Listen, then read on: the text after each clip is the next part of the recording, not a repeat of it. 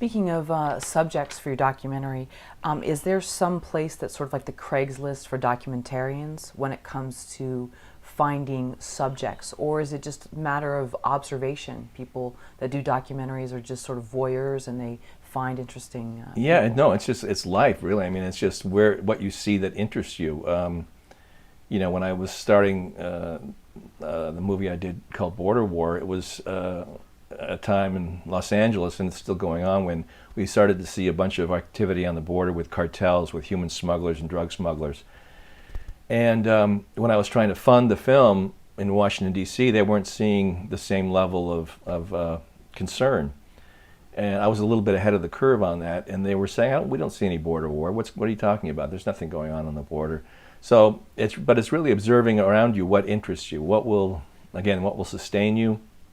And so everything, just walking down the street and seeing, are you into cars? Are you into vintage planes? Are you into an obscure musician like Sixto Rodriguez for Sugarman that has an amazing story and a comeback story. So it's just anything in life that you think is a story that you want people to know, and that you could communicate to people and maybe bring a better understanding to a topic, a cause, a historical event that you want to revisit, like Errol Morris did with The Fog of War. Anything that piques your interest and that you want to tell the story about. This is a solid clip. Let's get into it. People asked me this after I made my first documentary, which I did with less than $2,000 in budget. And people were asking me how I picked my subject, and it was really quite simple. I knew the next step for me was to make a documentary. It had been interesting to me.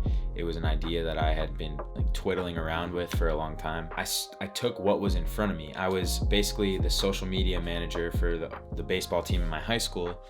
I was hanging out around these guys all the time with a camera, making content. I made the hype video for them for that year, and I was filming for a second hype video to put out when the playoffs came, and I was like, oh, this looks like it would be good B-roll on a documentary. And then the gears started going, right? And then I took this idea that was in front of me and said, okay, I'm gonna make a documentary. I'm gonna follow these guys around with the camera, and I'm just gonna get all access, and I'm gonna do interviews during study halls and skip class and ask these guys to skip class. And it just became this thing. So the idea was there, and I took it to the coaches. They approved it. All the players approved it, and I just went. It wasn't like this super thought out process of picking the right thing to do. I was like, there's a bunch of guys on this team who are all friends. They all want to win state. It's their last year together for the most part, and they're stacked. There's a bunch of D1 recruits on this team. Let's see if I can document them going to state. Players can't be choosers.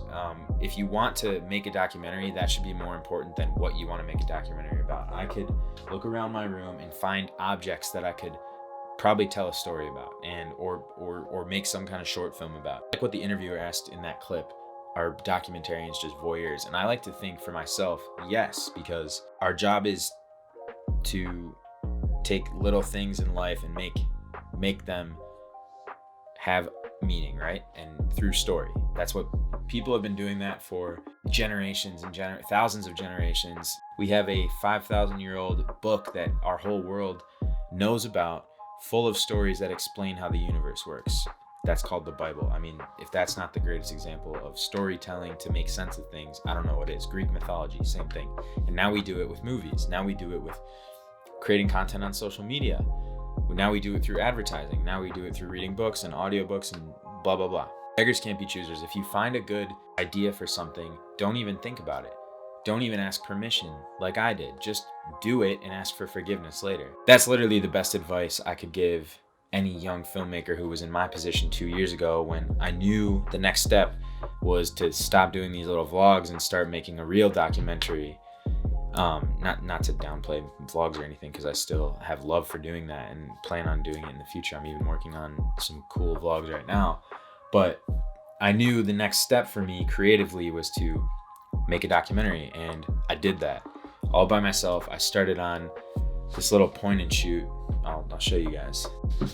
This right here is a Canon PowerShot SX40 HS. Look up the specs on this. I don't even think this shoots in HD. I think this shoots in 720.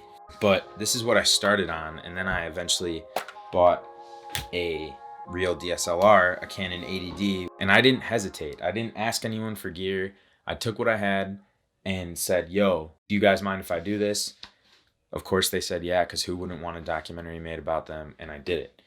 That documentary led to me somehow meeting this professional fighter who won in Madison Square Garden, and now I get to tell his life story through documentary film, and it's bred this passion for me. So if you're interested at all, even in short films, even in making a low budget feature film, right, a micro budget feature film, like less than $2,000, like I had, do it. Speaking of which, I was just in New York City, in Brooklyn, in Garden City. I was filming with some legends. I was filming with some professional fighters. I was interviewing some legendary professional fighting coaches too. So we're making a documentary about Manimal. That's why I'm wearing his shirt. So be on the lookout for that. And if you want to keep getting this great, helpful content, make sure you subscribe, like, and share it with a friend. Make sure that friend is interested in this, obviously. And I just want to add, we're trying to create an amazing community of documentarians, and I'm trying to share as much info with you as I can by taking these small chunks of interviews that are actually gems and breaking them down even more from my perspective. So if you guys like this content, make sure you do the thing. Subscribe, like, share it with a friend, and join the community over here at Thuzy. So I'll see you guys in the next one. Peace out.